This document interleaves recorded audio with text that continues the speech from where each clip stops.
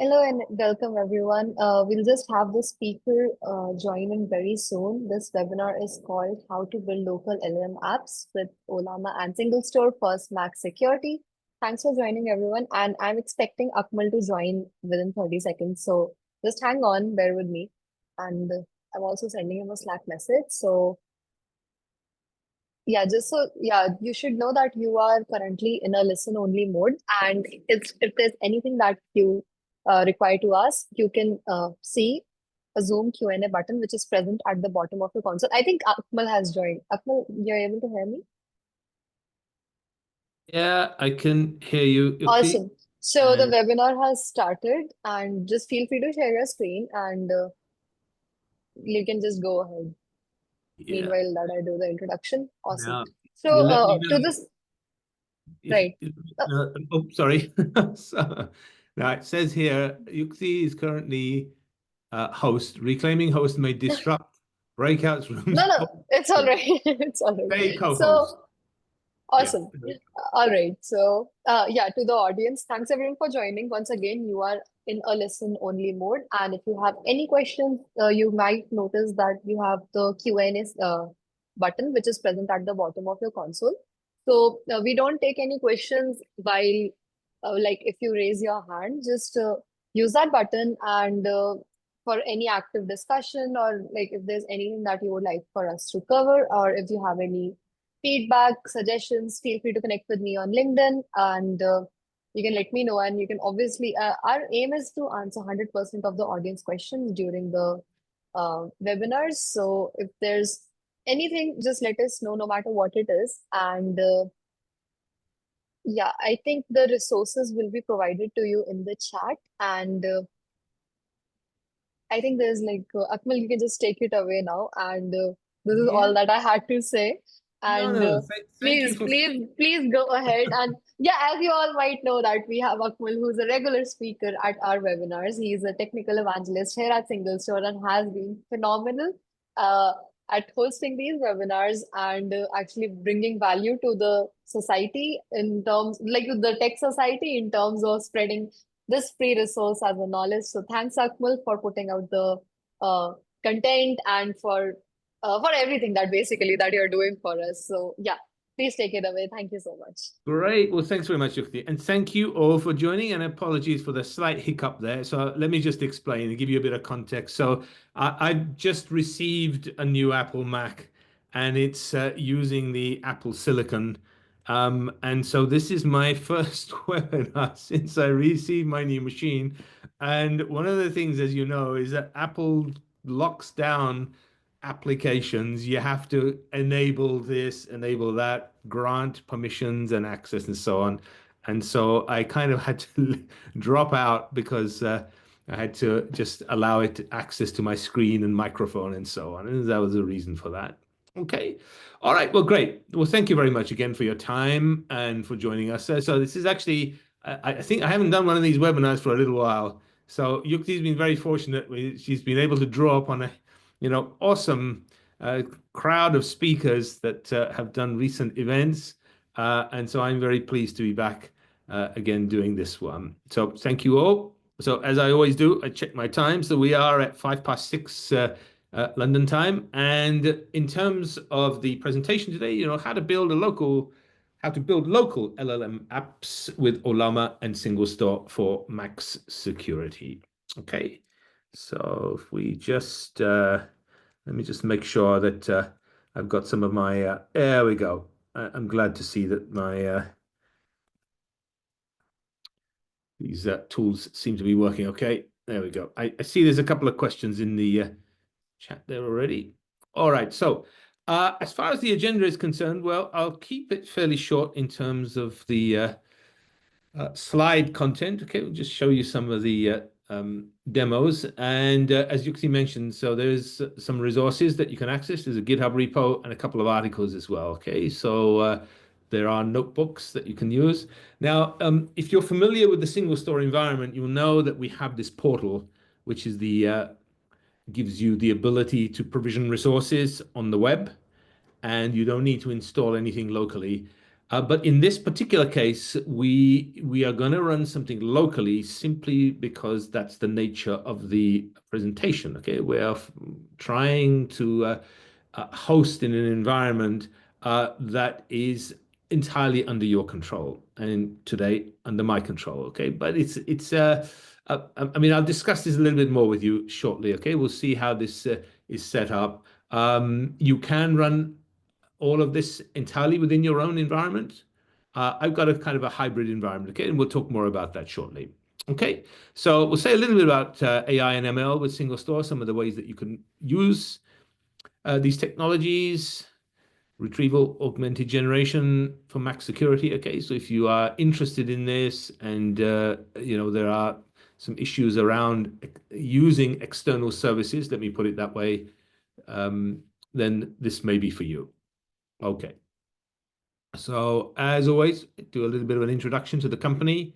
So we have been around for a little while. Okay, so 2011 is when it was founded. And as you can see, we're already up to 2024 on the right-hand side here. And there we go. 100 million plus in terms of annual recurring revenue. So that's kind of grown. And there was a kind of an inflection point here. You can see roughly somewhere between 2017, 2018, and the number of customers also well over 350 now. I think these numbers really need to be updated on the slides. And I just wanted to interject. We have certain feedback from people that they're not able to see your screen. oh, So that's you can try interesting. to reshare your screen. If you're not able to share it, I can share the screen. So no worries. Just try to reshare it once. Okay, If that's you're not interesting. able to- Can you see it, Yukti? Actually, I can see it, but oh, okay. Apparently now people like what certain people are now saying that they can see the screen. So what you can do is maybe just try resharing it. Okay. Okay, I tell you We what. have some feedback that someone's saying that this is a bug of Zoom. Like maybe there's an update that might be causing this. Yeah, So could be. Could be. All just to right. make So sure, tell you what. Tell you what. Let me stop sharing. right? Right. Let's stop sharing for a moment. So it's just you and me, and then let me just try resharing. All right. Now, as far as I can see, this looks okay to me. All right. And currently, you should be able to see my screen. Okay, which is this. Can you see the desktop there? Yes, this is All right. visible. All right. So let's have a look. Can you see the slide deck? I can. All right. Now I can bear with me. So It's for whosoever who's not able to see the screen, maybe I think it's an issue either with the app or either with the browser. So yeah, someone has just said that if you're using the browser, you need to enable a pop-up feature. So if you right. can do that, that's great. If not, please try joining using the Zoom app. So, and if you, Yeah. yeah, if you miss out on something, feel free to drop in a question and we'll follow that up. So, yeah, Akmal, you can continue now. Thank you All so right. much. Thank you very much. Yeah. I mean, what I would highly recommend, if it's possible, and you have the permissions. And I know sometimes if you're using a company laptop, for example, there are restrictions in place in terms of what you can install in your the laptop that you have that is owned by your company, but that you are given permission to use. It's better to have the Zoom app rather than the browser. That's what I would recommend. I'm not a big fan of browser-based tools and technologies. I actually complain about and moan about that all the time because I find there are restrictions and limitations. Sometimes things just don't work, which is why the Zoom app is kind of preferable. If you're able to do that, that's great. And hopefully things will be visible for you. Okay, so let's move on. Show you a little bit about the architecture. Okay, this is something we like to discuss quickly just to show you the high level view. Okay, so one of the things for SingleStore started off originally as a company called MemSQL. Okay, so both the product and the company used to be called MemSQL, and the focus was very much on in-memory online transaction processing, OLTP. And subsequently, the company added support for columnar data. Okay, so for analytics, so you can run these operations, sum, min, max, average, count at scale, and that is stored on disk. Okay, for obvious reasons. As cheap as memory is today, it becomes a little bit impractical to store everything in memory. Sometimes it's much better, certainly for these analytic like operations, if you're dealing with certain types of data, say like Parquet, for example, it makes sense to be able to store these, although you could cache the data as well. Okay, so product became known as SingleStore and added support for both OLTP and OLAP. Okay, so this is this kind of graphic here that you can see, universal storage. All right, so that's what this is all about. The ability to work with both types of data and be able to run queries on both types of data at scale. All right, and so we've got a variety of tools and technologies that you can use to get data in. And these are things that we've demonstrated in the past as well. So for streaming data, for example, you can use Kafka. All right. So we have some examples that we've shown in the past. There is actually a Kafka broker that we have, memcompute, which I've used in the past to demonstrate things like ad tech data or stock ticker. Great way to get data in. You can do transformations. Okay, Apache Spark. Or if you're using, other technologies, Hadoop HDFS, for example, S3 buckets, that's fine too. And the animation here, if you can see it, here is this concept of pipelines. Great way to ingest data in parallel at scale into SingleStore, right? So that's if you've got these external sources. And the other thing is that we have this change data capture CDC facility. So for example, you may have data in MongoDB, or you might have it in MySQL or MariaDB, for example. You can set up the CDC pipeline so it can connect and obviously the initial snapshot is taken, and then subsequently, if new data arrive into these systems, they get propagated into SingleStore as well. Now, why would you do this? Well, a couple of reasons. So first, you can keep your existing investment in the technology you use, but utilize SingleStore for analytics, for example, which is something that's really awesome at. And therefore, you don't lose out the investment that you've made in some existing technology. Now, at some point in time, you might decide, well, actually, you would like to move all of the data into SingleStore as well, and you could do that too. Okay, so this again provides you with a way to run things in parallel. Just assess the features and the capabilities of SingleStore, and if it meets your needs, then you may well decide to do that in the future. So we do work on all three major clouds: AWS, Google Cloud, Microsoft Azure. Today, we're going to be running on AWS. You can run on-prem as well. And there's a hybrid model as well, which I will demonstrate a hybrid model in terms of the demo I'm going to show you, although it's not a hybrid of SingleStore per se. Okay, so SingleStore itself could be running the hybrid modes. Part of it could be running on-prem, part of it could be running in the cloud. Okay, that's possible too. Kind of interesting capability there. Data types, relational is where the technology has come from. But there is support for geospatial. There's an awesome new full text search capability. And other types, JSON, for example, time series, and naturally vectors. Okay, you could even use it for key value here. There is a customer that I came across not so long ago that's actually doing that. Kind of interesting use case. Real-time decisions, AI apps, dynamic experiences, dashboards, ad hoc queries, machine learning. So this kind of gives you a nice overview, high-level picture of some of the integrations, some of the feature capabilities. And in case you're kind of wondering, well, the benefit of this is from a developer perspective. Typically, you have this kind of scenario where maybe you start off with a database and you've got some batch ingest, for example. You're running some applications. Maybe you need to, there's some operational capability you need to add. And then perhaps JSON support. And you're integrating with some third-party data sources as well. Maybe you need some caching. Okay, so one of the things that I came across in the past is that Redis, for example, is a very popular caching technology. It kind of sits in front of MySQL often. You use that. And maybe you want some search, Elastic, for example. How about streaming data? Working with IoT, clickstream data, maybe some integration with Kafka, or perhaps you want to do some analytics as well, using something like Snowflake. That's an awfully complex architecture.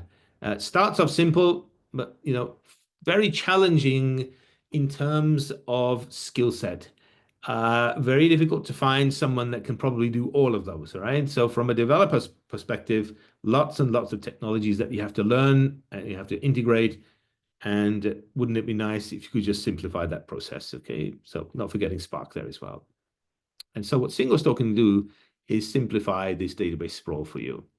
So, yep, can still do the batch ingest, and it can handle the operational requirements, very happily integrate with third-party systems. We can plug in Kafka, use the pipelines to ingest.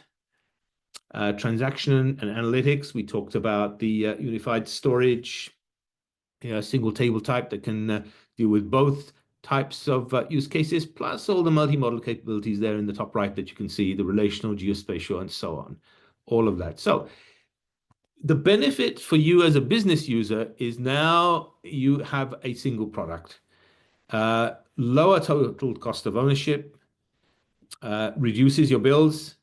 The good thing from a technical perspective, as far as a developer is concerned, you don't have to learn half a dozen or more technologies. Okay, one product is sufficient that can do all of these things. And again, we have examples of this that we've discussed in the past. And again, we can provide these to you as well if this is something that you're interested in and exploring further. Now, AI and machine learning, obviously very popular topic these days. The application of machine learning has grown over time because the ability to access cheap computing power, lots of memory and processors and so on, this has really helped significantly. I mean, many of the ideas, as you know, based on statistics, and that's been around for a very long time.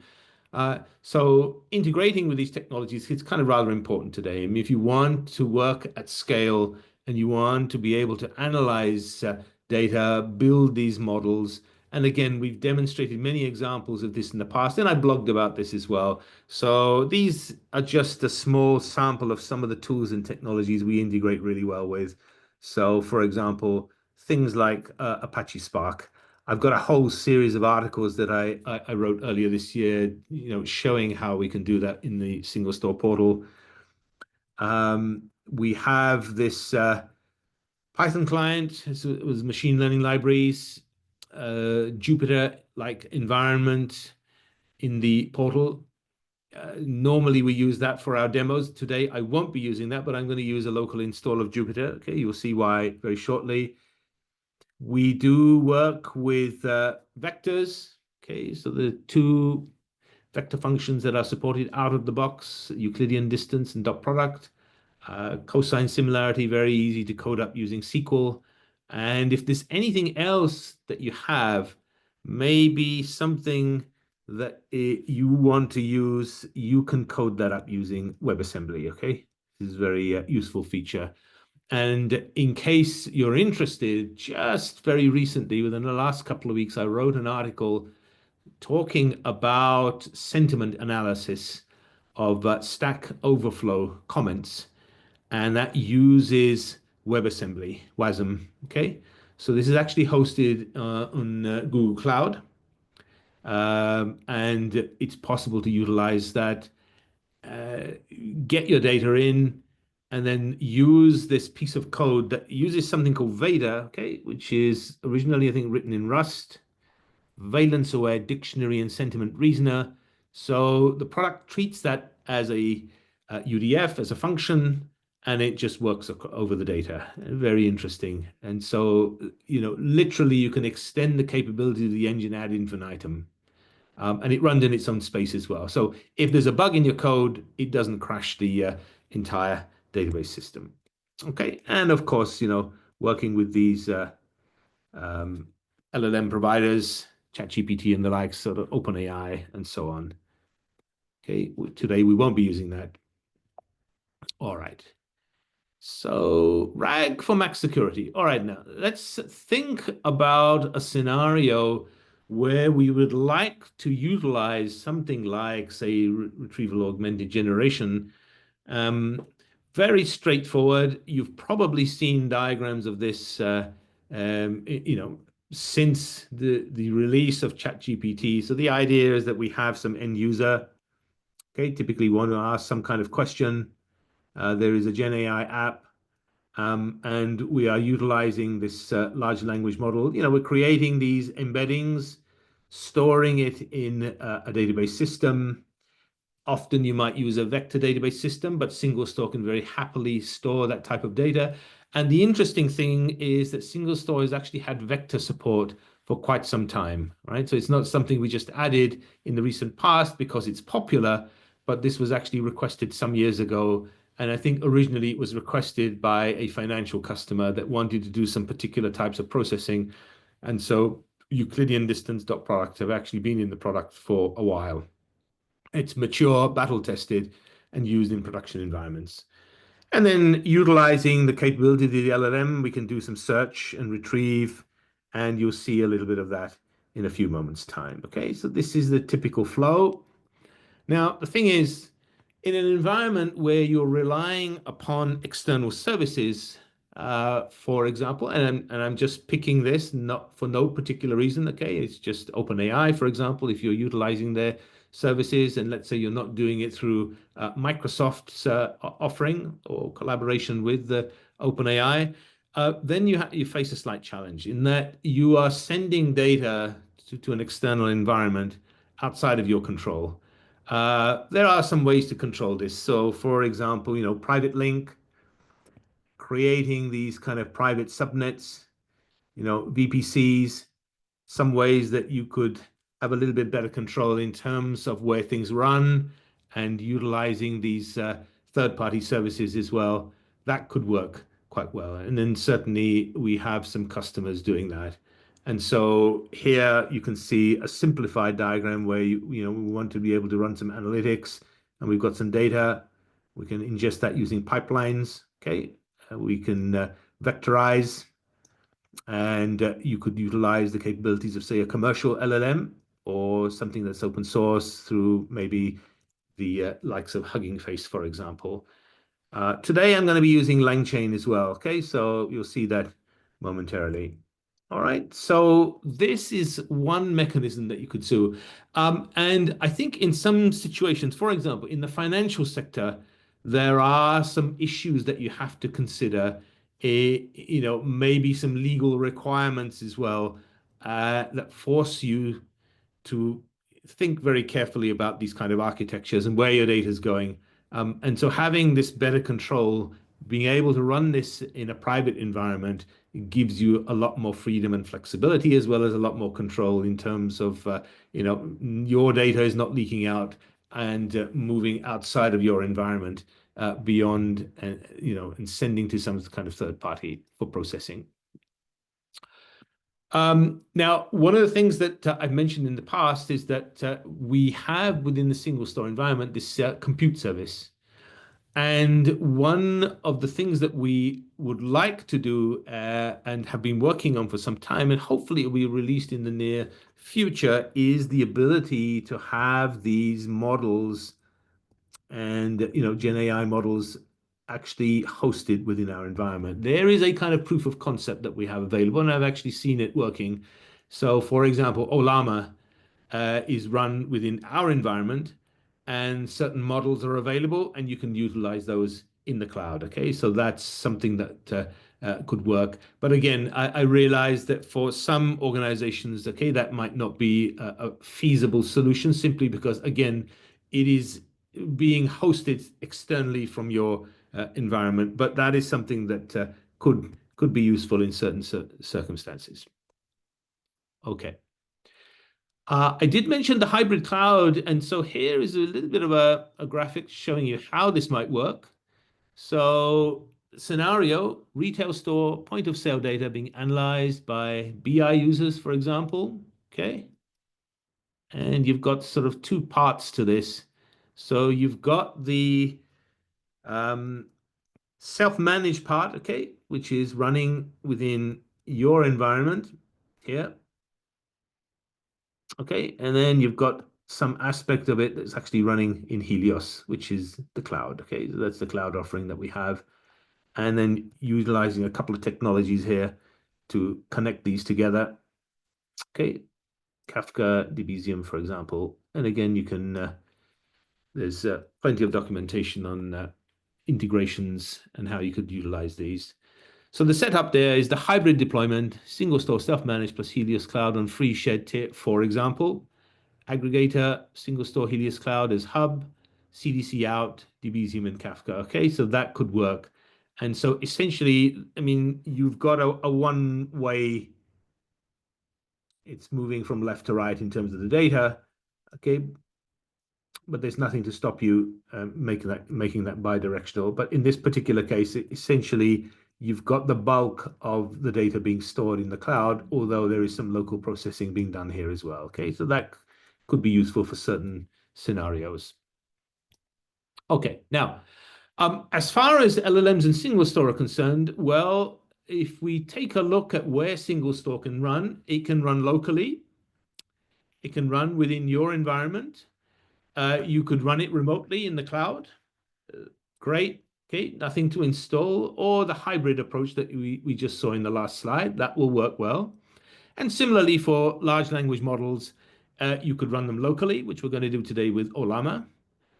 You could utilize a third-party service. And again, I'm just picking one at random here. Okay, OpenAI, for example. Okay, you're sending, and I use that quite frequently as well myself for certain projects and things. So again, relying upon some hosted provider external to your environment, not always possible for some organizations. Again, I realize that, but thinking about some of the things that we talked about, the private link, private subnet, VPCs, these kind of things could be solutions that could help in these situations. So essentially here, look, you can see you've got a lot of flexibility.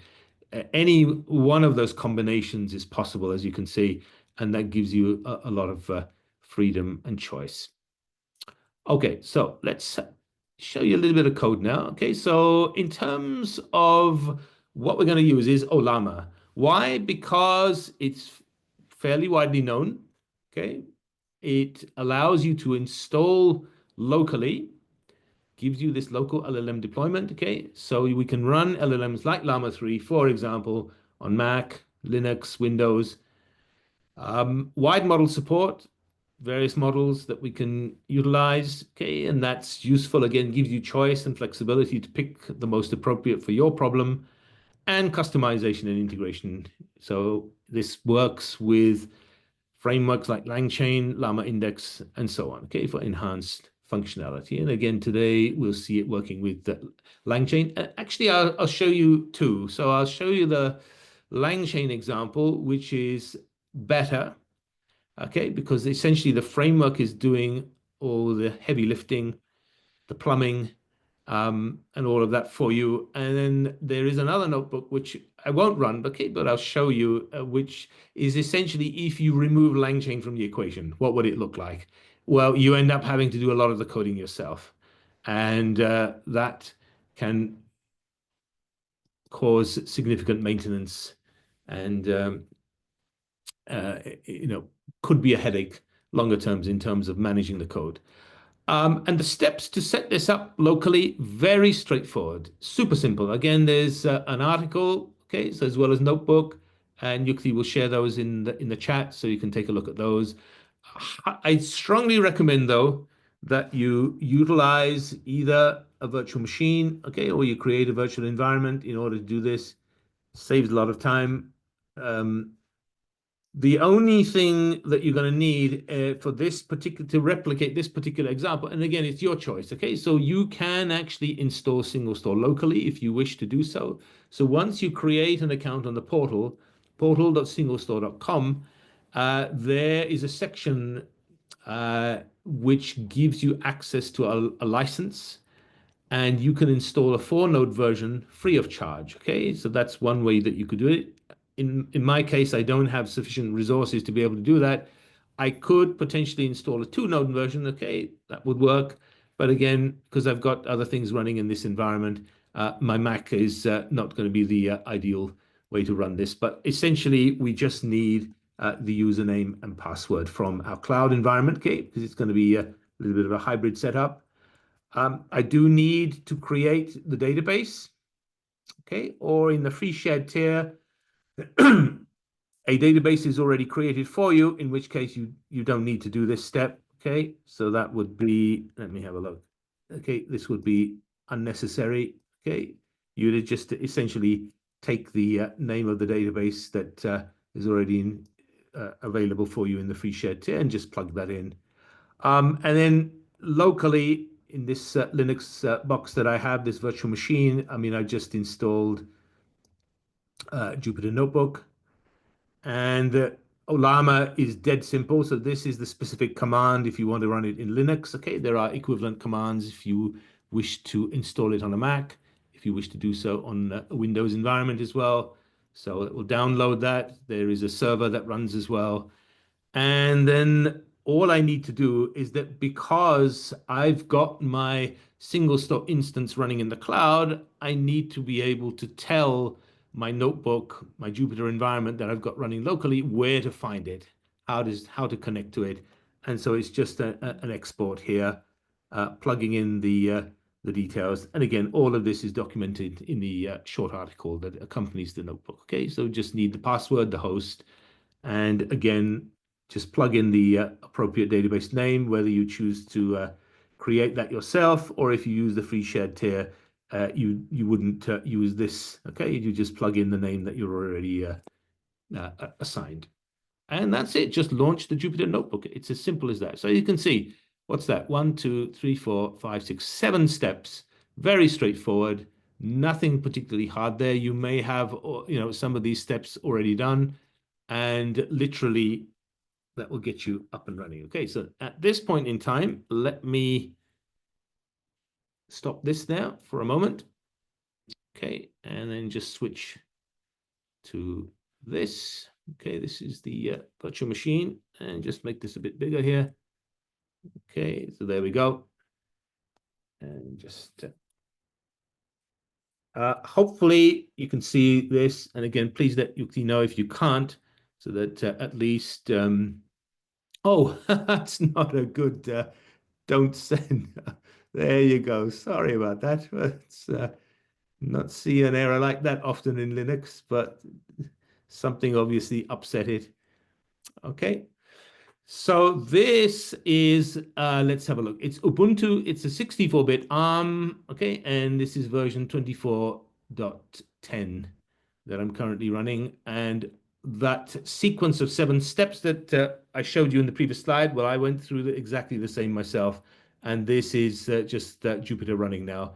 So if we take a look here, all right, let's just scroll up a little bit.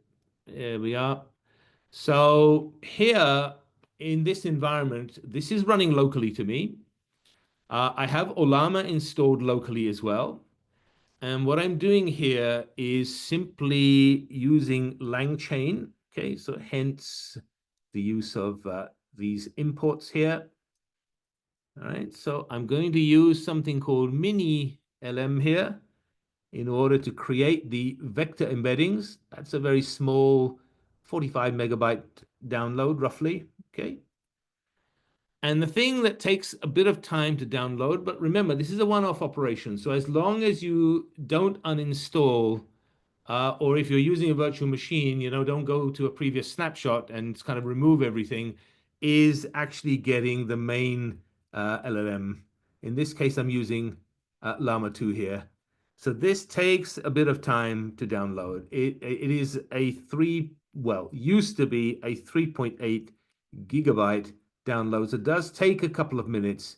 But the thing is, once you've downloaded it, Ollama stores this locally. And so you don't need to download it again. And you can use this directly from other notebooks as well, straight away. All right. And here, just a quick, simple example. We just create some sample documents here. Okay. just for testing. And then all I'm simply doing is saying, okay, take those, create some vector embeddings here.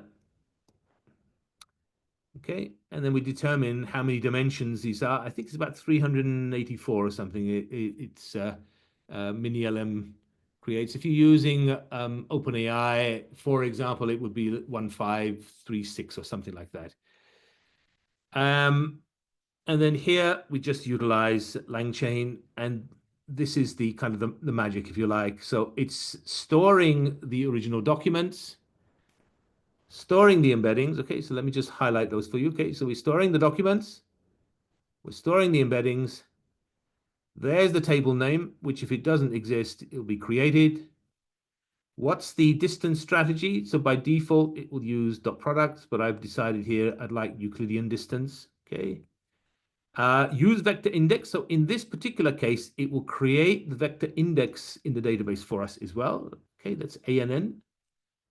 And the previously determined dimensions, because SingleStore needs to know how large the vectors are in order to create the, in order to ensure that the vector type has the correct number of dimensions. Okay, so this does all of the hard work behind the scenes for you. Okay, you just give it some parameters, it will go away, create the table for you, store the data, store the embeddings, and create the index for you as well. Okay, by the way, there's more that you can do here as well. So for example, if you want to use full text as part of this as well, there's another option that will allow you to do that. Very straightforward. Okay, the documentation on the website for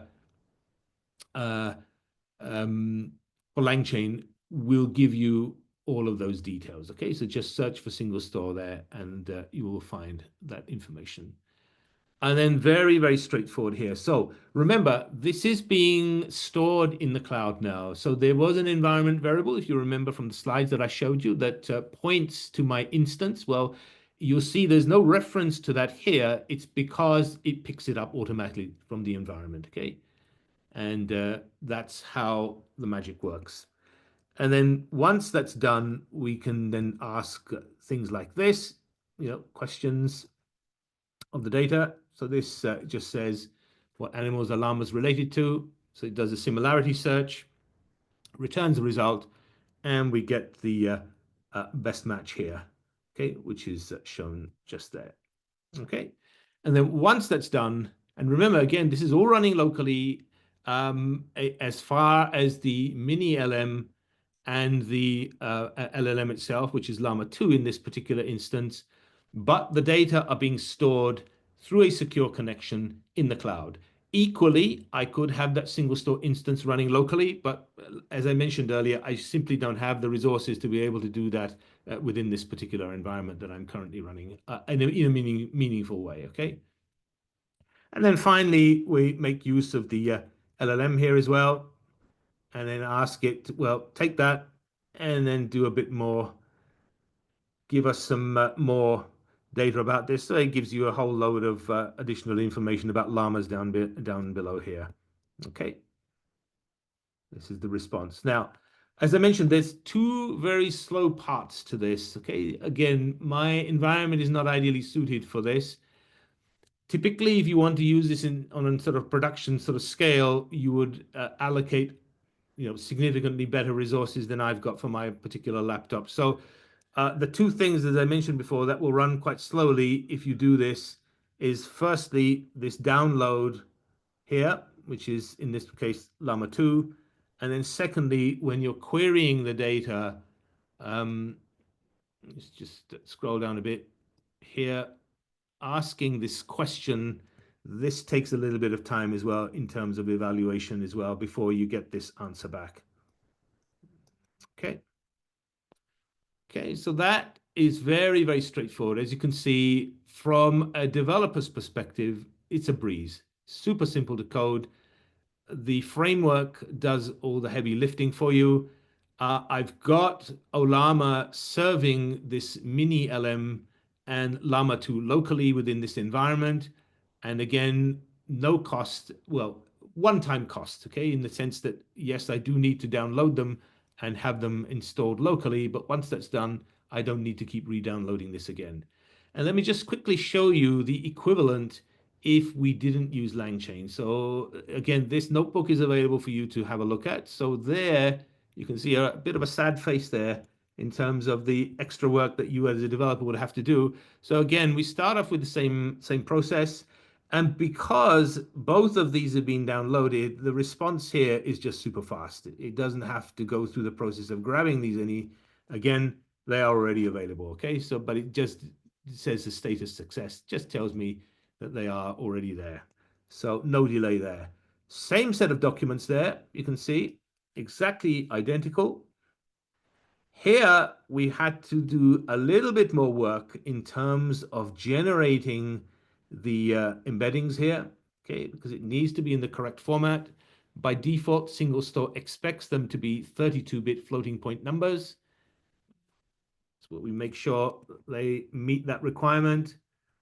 And then again, we pick up from the environment this export variable that again I referenced in the slides. We need to do a little bit additional sort of formatting here so they can pick this up. We've got to go through the process of creating the table as well. So we need to issue the query to do that.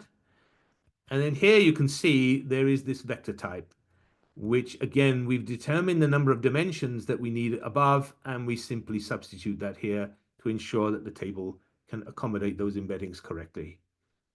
Then we connect to the database, and then we have to go through the process of using this pandas df to SQL to store the data in SingleStore.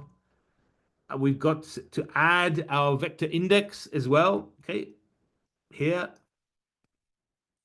And then finally, we get to the point just down below where we can ask that exact same question that we did previously. And again, you can see that the level of code is quite significantly more than what we saw previously. So again, we've got to go through this process of ensuring that everything is correct, formatting is correct, and so on. And again, we get like the same answer here. And for the LLM itself, that's straightforward. The code here is the same. Let's see. And you can see the response here. Okay. So key point here is that Ollama, super simple to use, great for local development. Do ensure that you've got adequate resources to run it. And by that, let me sort of give you a little bit in terms of my experience. So my virtual machine, I mean, my Mac has got 16 gigabytes. I originally gave 8 gigabytes to the virtual machine. And what I found is that 8 gigabytes was insufficient for Llama 2 to work. I mean, it would come back with an error message to say that it doesn't have enough resources. So I bumped up the virtual machine to 10 gigabytes, gave it a bit more. And in that case, it was able to run successfully and give me back these responses in both cases that you've seen there and you saw in the other example. Okay.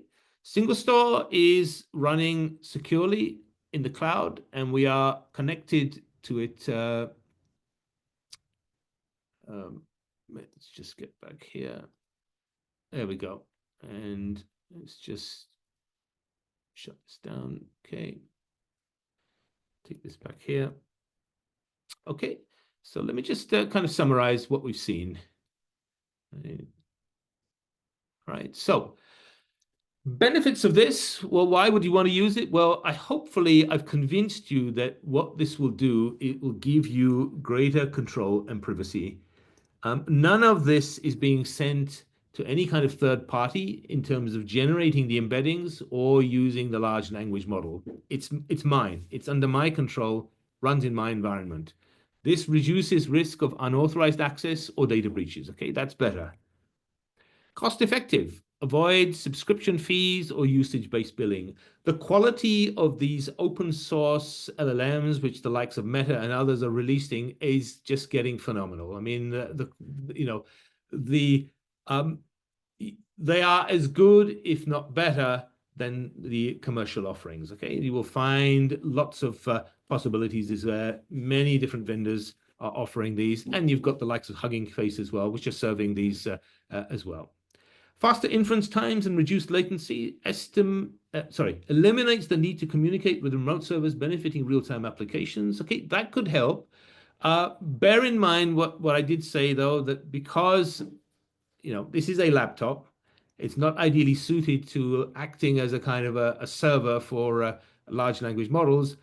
There is a delay in terms of the performance, simply because it needs a certain level of memory and processing power. GPUs would help, I'm sure, but I don't have those within this particular environment, or not sufficient to be able to give me the really fast inference times that I would perhaps want.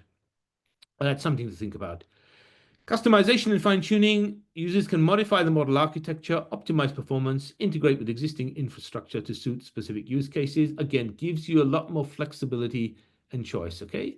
So using this approach, if you wanted to host everything within your own environment, you could do that. So you can run Ollama locally, you can download everything locally, okay? Whether that's using something like Mini LM, for example, for the embeddings, or Llama 2 as the LLM, that's fine. It's under your control. You can even run SingleStore locally as well. In this particular case, I'm running it in the cloud and connecting securely to it. But the kind of, if you like, the legwork as far as the embeddings and LLM, it's being done locally before the data are being sent to the database system through a secure connection. Okay, one of my favorite quotes there. Any sufficiently advanced technology is indistinguishable from magic. Okay, Arthur C. Clarke. So, lots of possibilities there. Super easy to use. You saw me using Jupyter notebooks there. Equally, if you don't want to use that, you can integrate Ollama using just standard Python programs. You can even build those, modularize it, have specific code to run specific functions or queries as you wish to do so. It's just that one of the nice benefits of doing it in a notebook environment is that it tends to be a little bit more forgiving, okay? You can experiment. If there are problems, you can go back, fix the code, rerun the code very simply. And as you can see, it supports that really well. Okay, so thank you for that. Let's take a look at the time. So we do have time for some questions. So at this point in time, let me stop there. Okay, and hand back to Yukti. And Yukti, if you would like to just take some of the questions that maybe you've received, do my best to Actually answer have a those. lot of questions for you. So Hopefully you've shared the links as well to the GitHub repo. Okay, so the GitHub repo contains both of the notebooks that you saw there today, as well as links to the two articles that will discuss each of those two notebooks as well. Okay, so they just walk through the process. Super simple in terms of the setup and the environment. And then again, we just walk through the little bits of code that you saw there as well and describe what we're actually doing. Great. So over to you, Yukti. all right, so so now to the audience, we are now open for questions, and we are starting with the Q&A session. So just to start, okay, so we have one very common question, that will the session be recorded? Yes, this session will be recorded. You can find it at our events page, and if there's anything, like, you can also email us at team@singlestore.com and we'll take care of the request. So Akmal, there's a question for you from Kiran. They say that, how does SingleStore help in prompt caching? Can you explain at a high level? Prompt caching. Oh, that's a good question. I think from that perspective, I mean, we are a database system. So you can, because of the way that SingleStore is architected, it can certainly cache things in memory, okay, frequent operations, but those would be sort of database operations. If you are running queries very frequently against the database system, I mean, essentially there is this sort of plan cache, okay? There is the ability that the system kind of recognizes that you are running things frequently. It will tend to keep those queries and how to evaluate them in memory until and I think it's probably a FIFO, first in, first out kind of thing. So at some point in time, the memory, some other query might be run more frequently. Those things would be eliminated from the plain cache. So there is some caching that the product does. That would be, though, specifically from a query perspective. Okay, the prompts themselves, you would typically ask these as queries to the database system using, say, the likes of LangChain. That's a great question. So in beyond that, I'm not sure what more the product would provide. Let me look into that. Okay, that's a very thoughtful and interesting question. Actually, I haven't thought about that. So I'll give that some thought. Okay, and we'll look into that. Thank you for that.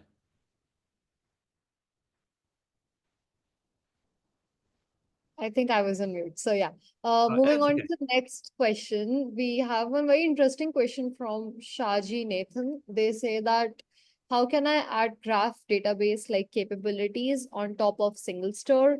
I want to use SingleStore for multiple use cases. Data network analysis is one of them. I Yeah. want to use graph DB capabilities to store network data, hence the request. Right. Again, great question. So you'll notice that for the multi-model capabilities that I listed a little bit earlier, there is one thing that is kind of missing. Okay, let me just go back here. All right, and let's take a look at this. So let's just quickly do this. All right. So what is the one thing that is kind of missing from here currently? Okay, and that's graph support. So SingleStore provides this thing called common table expression, okay, CTE, recursive CTE. And that's a great way to be able to do graph-like operations on the product. And in case you're interested, if you have a look at my medium.com, just search for my name. One of the articles that I wrote a little while back is demonstrating how we could take some data. And I'm a big fan of the London Underground, okay, in terms of data set. So we've got stations and we've got lines. So the lines segments kind of connect stations together. So in that case, we can perform queries over a network-like structure and ask, for example, if we're interested in finding what is the shortest route between one location and another.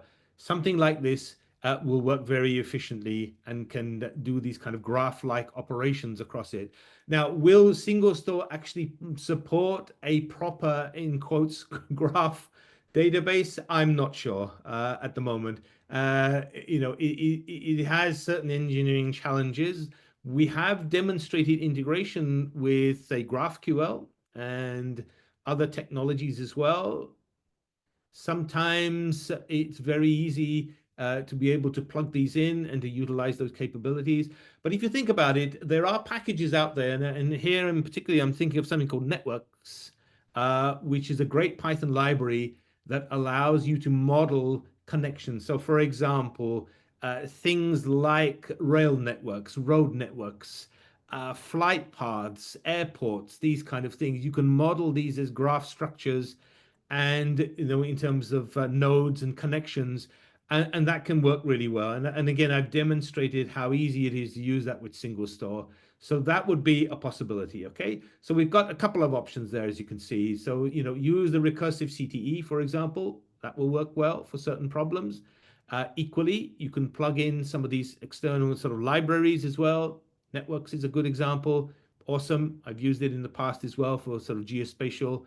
And if you look at some of the articles that I've written over the past couple of years, you'll see I tend to use the London Underground as a great example because it demonstrates things like a graph-like, network-like structure.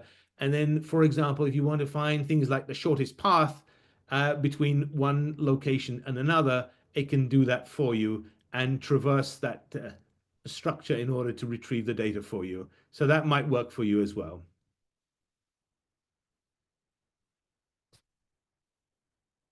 All right, so we can take one more questions. So I think the question again from Shaji is that they are following up and saying that, do you have any examples on GitHub? If yes, that would be great. Right. So let me just have a look here. All right. So bear with me one sec. It's let's have a look. All right, so it's github.com, and there we go. Let me try and see if I can get that for you. Is it going to work or not? And there we are. Let's try this. Doesn't like it. No, doesn't. That's annoying. Just let me just enter that and then just see what we can. There we go. Finally. All right. So github.com/very fat boy. Okay. It's easy to remember. All right. So this is my GitHub repo. And you'll see that the recursive, if you just do a search here, look in the repos, okay, CTE. Oh, no, it's just, let's have a look. No, it doesn't seem to like that. It's here somewhere. Anyway, geospatial. There we go. So the geospatial example is a great one that uses networks. Okay, so again, there's reference to an article. Okay, quite a long one actually. Okay, and this is on Medium. All right, let me just click that. So you can use in SingleStore as a geospatial data. So what we do here is we work with some geospatial operations. Okay, points, polygons, etc. And we load in data for the London Underground, and we use a Streamlit app that actually allows us to query and look for the shortest path. So we use networks as well. So this, if you wish, is a great place to start. Okay, so again, very easy to remember the link. So there we go. Surprise, surprise, medium.com/@veryfatboy. Okay, so there we go. And you will see there's 100 and I think over 100 and is it 106 articles. 105 of them are on SingleStore. So there's a lot of stuff here. And if you look back in and search this, you'll find pretty much everything that's covered. Vectors. And one of the examples here, I'll try my very best to find this just before we finish off. Okay, I think we have to, let me, there we go. I knew it was there somewhere. Using SingleStore, recursive CTE with London Underground data. Okay, so we've got this challenge here of, yeah, the Northern Line, if you're familiar with London, it's got two kind of branches. So we can utilize recursive CTEs to be able to traverse this and then, give us essentially find the shortest distance here between a particular station. Euston, for example, serves both branches. And so we're kind of interested to know which is the quickest way to get there. So there you can see in this particular case, 17.39 miles versus 20 miles going the other direction. Okay, so you can do these kind of graph-like operations here. And the geospatial one is another great example. Okay, so this is just using Folium here. Spark, Kafka, AdTech, MarTech, lots of stuff covered. LangChain, Iceberg. So this is there's plenty of, and just to kind of quickly finish off, because I realize we're out of time. I just went through the process of reviewing all of these articles that I've written over the past couple of years, and in some cases where they needed updating, for example, because certain packages had changed, or maybe some syntax or something else that needed updating. In some cases where we had integrations with third parties. So MindsDB, for example, they stopped offering that as a cloud service. I had to rewrite the article slightly to utilize that. I've gone through the process of cleaning up all the content. Everything should work, and there will always be a link to the GitHub repo where the code is fairly substantial as well, so that either it will be SQL code, or it will be Python code, or it will be notebooks. And you can find those in the GitHub repo. Excuse me, in the GitHub repo. Okay, Yukti, I think we are at the top of the hour, and I think for you it's past midnight. I think so. All You need to right. get some sleep. So yeah, very sorry that we can't take up all the questions, but definitely, if you have anything, Yeah. email us at team@singlestore.com. You can reach out to me on LinkedIn. My name is Yukti Dwivedi. You can just type it in and like just add SingleStore, or you can reach out to Akmal as well. If there's anything, really look forward to your feedback. And thanks for attending this session. And thanks, Akmal, for presenting this session. And we are actually coming up with a very detailed, I'm putting up a very detailed program for December, and we are really looking forward to repeat a lot of popular topics in addition to new topics. So, well, stay tuned for that. I'll let you Yeah. know. Will you, can we give a hint to the audience? Will we be doing the ChatGPT super app one? Yeah, and Competitive we are against a NoSQL database and a pure vector database. Are we going to do that one? absolutely. If you are up for it, Okay, just great. slack me the topics, and like I'll try to prepare Yeah, yeah, the abstracts for those. And yeah, yeah. definitely. That would be great because what it I'm shows planning to. you. Yeah, sorry, I was just going to say, I'm sorry to interrupt. I was just going to say to the audience that, sometimes you've seen me talk about the multimodal capabilities today. So, for example, I said that we've got JSON support, we have vector support, and so on. And so you may have an environment, for example, where you are using a NoSQL database for JSON documents, for example, or you may have, say, a pure vector database for vectors. And although many of the products today seem to be adding more and more capabilities, remember, we talked about this earlier, SingleStore has had these for quite some time. So they are mature, they are battle tested. Okay, customers use them in production systems. So one of the webinars that I suggested to Yukti that we do is to demonstrate how, if you are using a NoSQL database and a vector database, how you could move the data from that into SingleStore and consolidate. Rather than having two different products, you have a single product that can do both of those things. Okay, I'll get off my soapbox now and stand down All and right. hand it to you. So, yeah, one more topic would be the Apache Spark topic that you did. So, yeah, stuff like Claude. We are planning to make around some content around that. So, yeah, stay tuned for that. And thanks everyone for joining, and have a great rest of the day. If there's anything that you would like for us to, follow up on, just reach out to us. Yeah, All right. Thank you so much, everyone. Bye-bye. right. Thank you. Bye-bye.